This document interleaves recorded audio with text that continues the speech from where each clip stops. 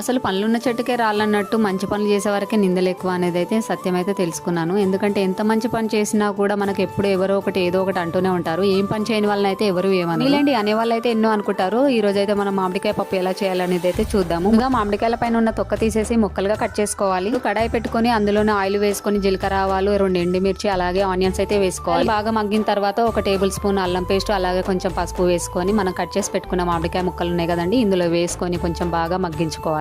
మామిడికాయ ముక్కలు ఉడికిన తర్వాత 1 కప్పు టమాటా వేసుకొని అందులోనే కొంచెం కారం సాల్ట్ అయితే వేసుకోండి. వేసుకున్న తర్వాత మన కుక్కర్లో ఉడకబెట్టుకున్న పప్పు ఉంటుంది కదండి, ఇది కొంచెం గట్టిగా ఉండేటట్టు చూసుకోవాలి. పప్పు వేసుకొని కొంచెం వాటర్ వేసుకొని కరివేపాకు కొత్తిమీర వేసుకొని ఒక 5 నిమిషాలు బాగా మగ్గించుకుంటే సరిపోతుందండి. సీజనల్ గా దొరికే ఫ్రూట్స్ అయితే ఉంటాయి కదండి, వాటిని అయితే ఎప్పుడు కూడా మిస్ అవ్వద్దు. మనకి ఈ వేసవిలో అయితే మామిడికాయలు అయితే ఎక్కువగా దొరుకుతాయి కాబట్టి ఎక్కువగా వీటితో అయితే డిఫరెంట్ ఐటమ్స్ అయితే చేసుకొని తినొచ్చు.